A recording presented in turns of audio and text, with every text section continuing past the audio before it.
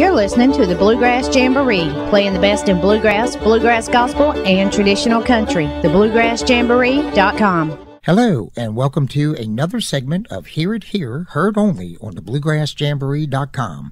I'm Brett Smeltzer, host of Bluegrass Retrospect, which is normally heard every Friday evening. But today, I'm honored to be hosting Hear It Here as I welcome on the phone my special guest and featured artist, Jana and Stephen Mougin, as we talk about their latest single, I'm Gonna Ride, from their forthcoming CD on the Dark Shadow recording label, Ordinary Soul. Jana and Stephen, thank you for your time, and welcome to Hear It Here on TheBluegrassJamboree.com. Thanks a bunch. Thanks for having us on. Thank you, Brett. Oh, absolutely. It's my pleasure. Now, before we go right into talking about this brand new single, I would like to ask both of you, if for the listeners, if you could give them a history in regards to yourselves. Jana, we'll start with you first. Most folks know you as a fine vocalist as well as a fine electric bass player, but what were your earlier influences that led you to bluegrass music? And prior to playing bass, were there any other instruments that you have or you currently play? I first heard about bluegrass music when I was about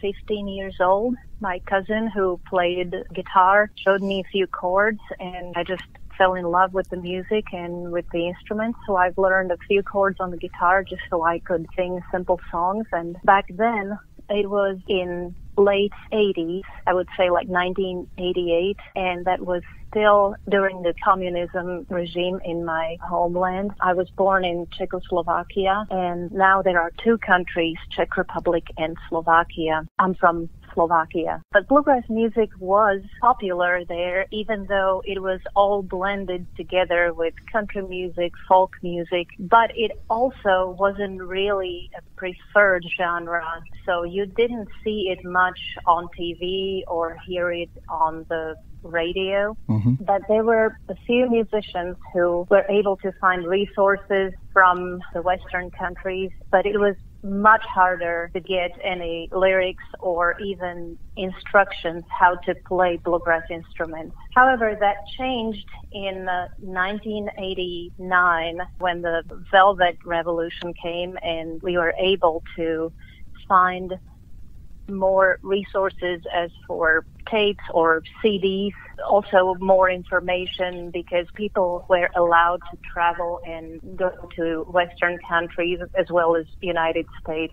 So that got much better. The one thing I remembered as a singer, I was very interested in learning traditional songs, but English was a barrier. I started studying English in high school when I was 15 after the revolution.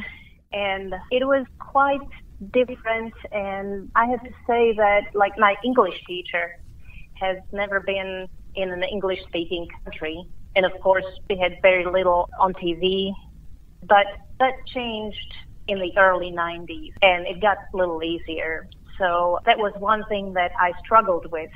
I just didn't know how to pronounce certain things. I didn't have any songbooks. There was, of course, no internet to find it there or ask friends. That was quite difficult. Wow. So much easier now. Well, my congratulations to you, Jana, for learning the English language. It has to be quite the accomplishment, and you have learned it very well. And Stephen, what's the history behind you? Well, bluegrass is really kind of the first music I ever heard. When I was about 5 or 6 years old, my dad decided to learn how to play guitar, and we're from Western Massachusetts. Oddly enough, it turned out all the folks that we knew that played and sang were into bluegrass and acoustic country music, and we found ourselves at a lot of jam sessions doing that. And then later on at full-on festivals throughout New England. So I was really involved in bluegrass from the very beginning. And of course, in high school and college, got into jazz, classical music, different kinds of things like that. Got my degree in vocal music education. And then in 2002, I moved to Nashville, started touring professionally, played with a bunch of different groups. And then in 2006, I actually joined the Sam Bush Band, and that's where I've been ever since. Well, I must say, when you mentioned Sam Bush, I'm like, oh my gosh, anybody that has that opportunity to play with Sam Bush, he is such a powerhouse mandolin player as well as a fiddle player. I love both, Stephen, your guitar playing and Jana's bass playing. I have seen several of your videos that you have available, I believe, on your website, and some folks can view segments of it on YouTube, which is is entitled Bluegrass Rhythm Evolution. It's just a great style that you present either with Fragment Band as well as your involvement with the Stan Bush Band and even with Becky Buller. But just a great style that both of you folks present in bluegrass music. I have the pleasure of airing cuts from both your previous CDs as far as Fragment Band. Of course, that's from the albums Meant to Be and The Way to Your Heart, and I love all the songs on both of these albums. Thank you so much. Yes, ma'am. You're quite welcome. As far as the history of Fragment Band, could you share with the listeners how that band came together? As I started playing bluegrass music in my hometown, and I was just so interested in getting any kind of songbooks or lyrics or any back then tapes or CDs, I met a few musicians that already, they were older and they had experience with bluegrass music. They had more materials and they've been playing already for several years. As I just kind of entered this little musician circle, they asked me to join the band that already existed as a singer. They were looking for a new singer at that point, and I didn't play bass in the beginning. I just started singing with them because I was one of the few people who were so focused on traditional bluegrass in original language, because I didn't mention this, but many times because people didn't have access to English lyrics, they would just listen to the melody and write their own lyrics in Czech language or Slovak language. Okay. But I wanted to sing bluegrass in original language, and that's exactly what this band was looking for. So I joined them in 1991. It was like a brand new lineup, not a brand new band, but new lineup, and we started working on our own material. So, I mean, we had our own songs with English lyrics. There was one lady who spoke very well, and she wrote lyrics for us. And we recorded our first album in, I believe it was 1993 or 4. Now I would have to look exactly, but that was pretty much all original, maybe a few songs that from other artists. That was my beginning, and I was only singing. Then later on, as the years went by, I went to college and became a bass player. A few years later, it was almost 4 or 5 years later when we changed the lineup, we lost our bass player, and I thought, like, you know, many people do this. I'll just learn how to play bass and we'll have less members and less problems. And it worked out, and then we continued playing and recording albums. And a big thing happened. That first album that we recorded, our friend helped us to send it to IBMA. Oh, great. We submitted to a showcase because she found out about it. She was on Fulbright's program here in Indiana. That was after the borders opened, so she was allowed to travel and work on her, like, a thesis, or I don't remember exactly what she was working, but it was bluegrass related. She was in Bloomington, Indiana. And she helped us with this because she was a bluegrass fan and journalist. So a few months later, we found out that we were selected for a showcase. At that point, we were with a record label in Czech Republic, and they were really excited about this, and they decided that we need to do this and participate and showcase. So that was my first trip to Owensboro, Kentucky with Fragment in 1995. And I was still a singer, just a singer for the band. That was with the first lineup that we started in 1991 or 2. That was really a life-changing experience for me. I recall back in my earlier years of broadcasting, I mean, I'm not coming across like I'm some seasoned veteran DJ or anything. I've only been doing this about 8 years. In my first year of broadcasting, it wasn't long after I was starting to play Fragment's music. It wasn't that long before I was reading on your Facebook profile page that Fragment Band was celebrating 30 years and doing a European tour. So I understand that the band had been around a while prior to you and Stephen joining Fragment. Were you folks part of that European tour, or were you and Stephen back in the States at that time? Well, I have to say the band was founded in 1983. Okay. So in 2013, after many changes in our lineup, we decided to celebrate the 30th anniversary of the band. Gotcha. But there was probably we didn't have the founding members in the band, of course. Okay. But I have to say that Stephen only played with Fragment as a guest. So he's never been a member of Fragment. I got you. How many years after Fragment Band had celebrated their 30th year in their European tour, how many years did they continue on before their departure?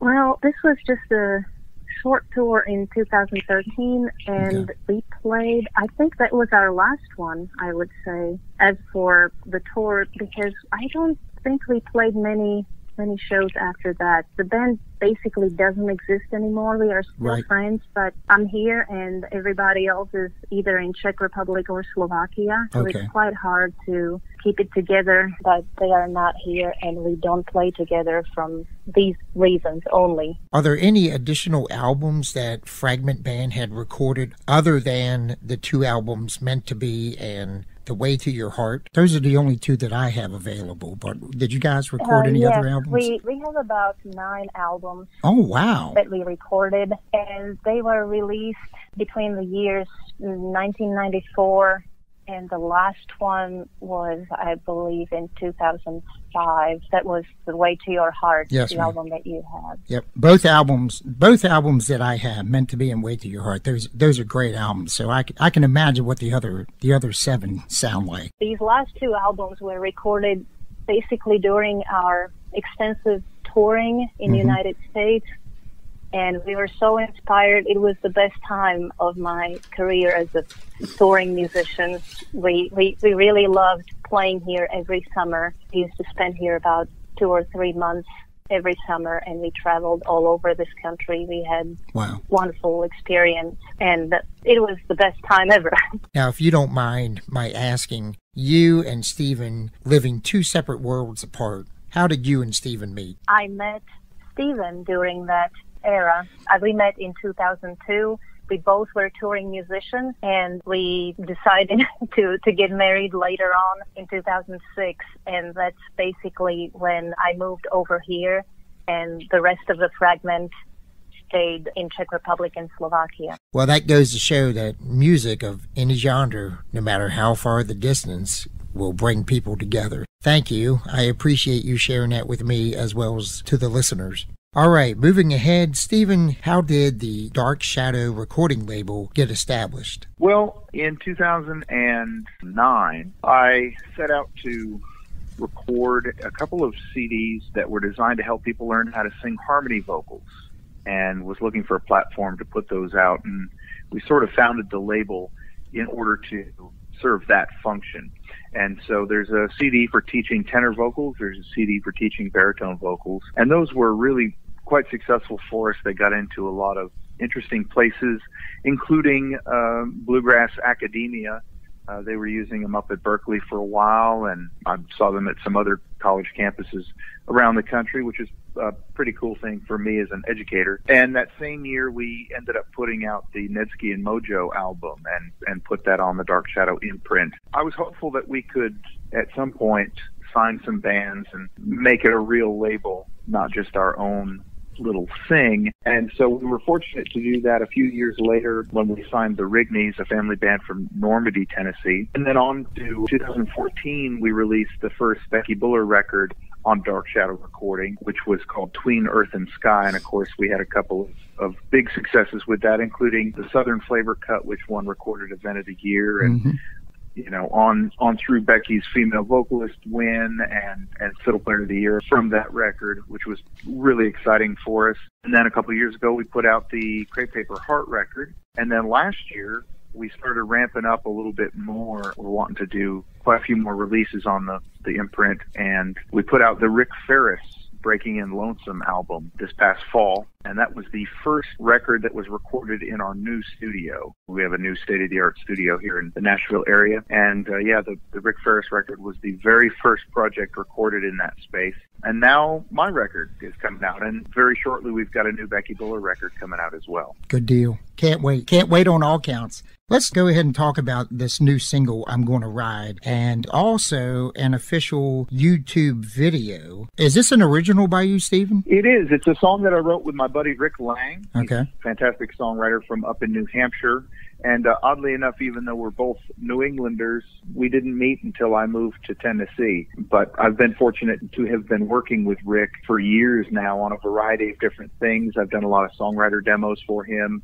We've done a couple of musical projects together, and we've written a bunch over the years. But this is the first time I've had a chance to really dig in and put one of those out. And I really love the message of the song. Mm-hmm. For me, it was an interesting time of my life when I was trying to figure out if I was exactly on the right career path. I've always been into music in one way or another, but it was a time where we were considering digging deeper into our own label and refocusing on home and the studio.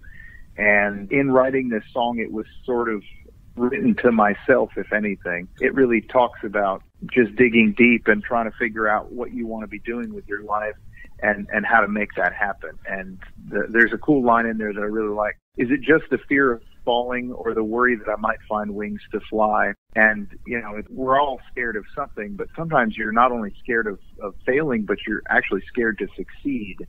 And that's an interesting thing to overcome because you don't know what's going to be coming around the corner and what that might lead to. So anyways, just really excited that I was able to write this tune with Rick, and very excited that that's the first single for my new record. What artists are not only on this single, but are on this CD? Well, on this particular song, it's the core of the Sam Bush Band. I've, of course, been in that band since 2006, so I wanted to have those guys on the record. We've got Sam is playing mandolin on this cut and singing tenor, and then Chris Brown on drums and Todd Parks on bass.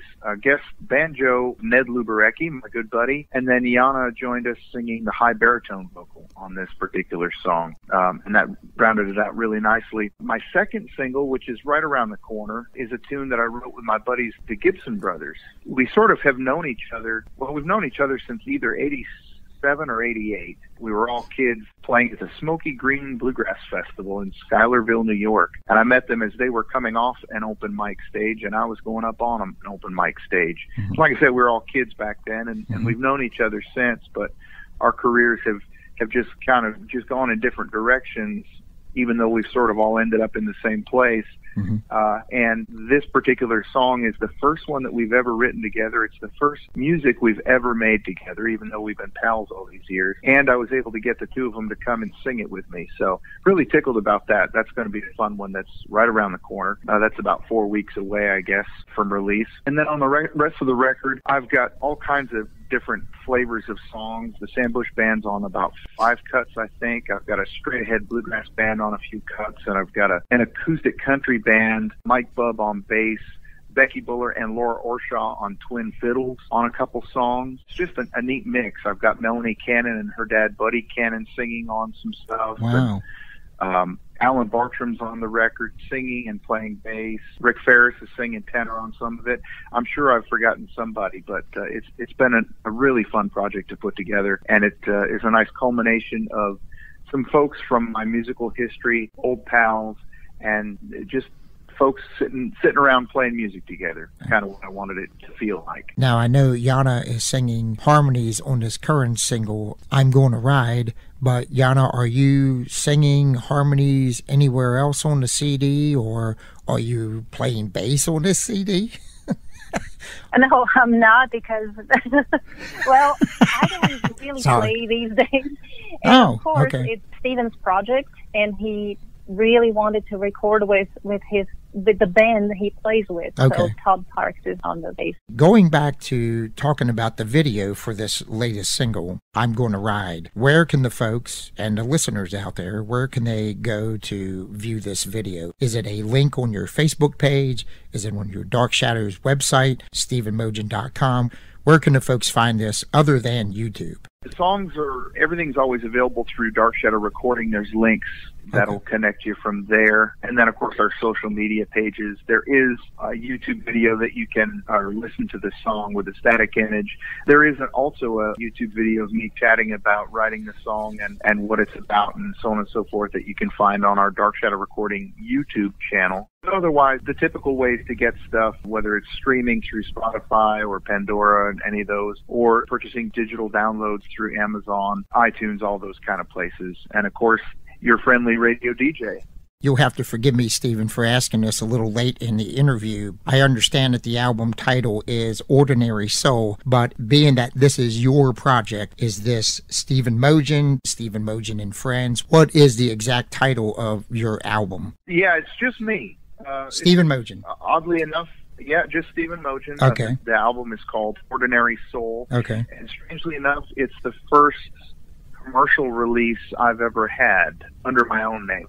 Okay. I did the Netsky and Mojo project years ago, and of course I've been behind the scenes on a lot of people's projects, including those that come out of Dark Shadow, but this is the first time it's my own thing. And like I said, I sort of wanted to make it feel like old pals getting together to pick and play some music together. Mm-hmm. And I was able to recruit a bunch of friends of mine that I made over the years to come and play on this. So I didn't really want to pigeonhole it into one band. So along with the video, I'm Gonna Ride is also released to radio airplay, correct? Yeah, the first single went out for sale on March 13th. It's already available for purchase and download and so on and so forth. We've got another single coming. The next single is called A Place for a Fool. Gotcha. And then the full album is out on May 8th.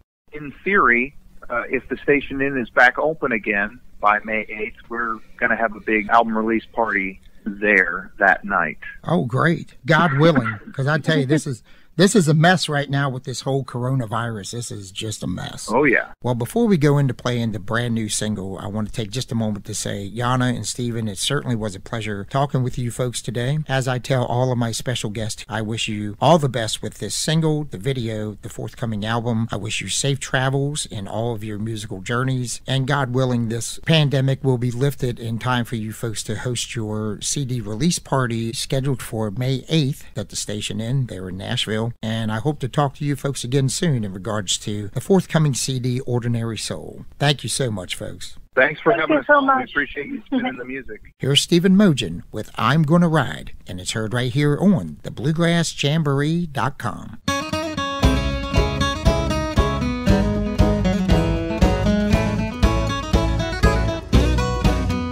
I'm so tired of only knowing where I am, but never going where I need. And the door is always open, but the other side just isn't calling me. Is it just the fear of falling, or the worry that I might find wings to fly? Could it be my destiny, just waiting for the moment I decide? I'm gonna ride with no worries where I'm going, on the breeze, whichever way it's blowing, like a ray of sunshine winding through the trees. Knowing how it feels to be free, I'm gonna ride.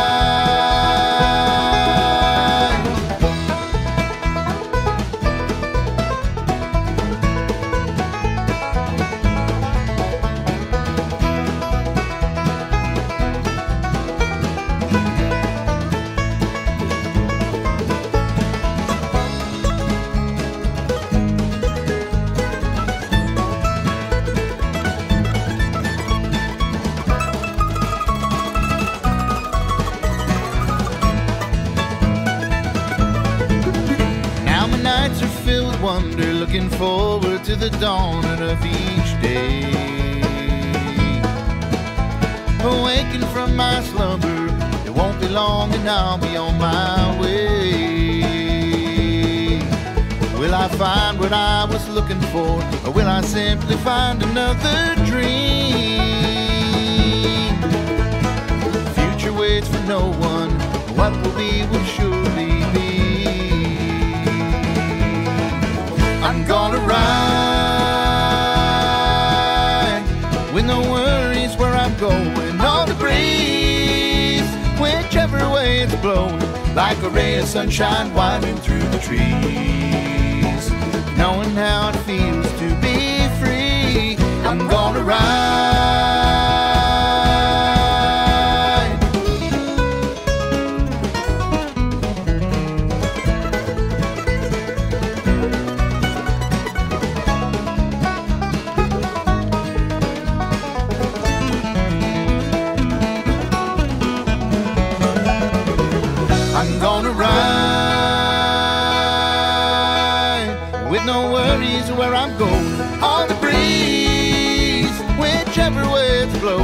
like a ray of sunshine winding through the trees.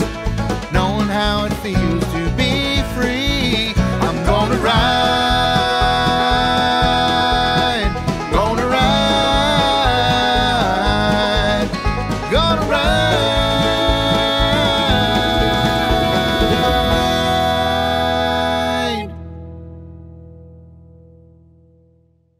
Well, folks, that wraps up another segment of Hear It Here, heard only on the BluegrassJamboree.com. I'm Brett Smeltzer, inviting you to tune in again for more interviews with some of your favorite artists. Until next time, take care, be safe, and God bless. So long, everyone.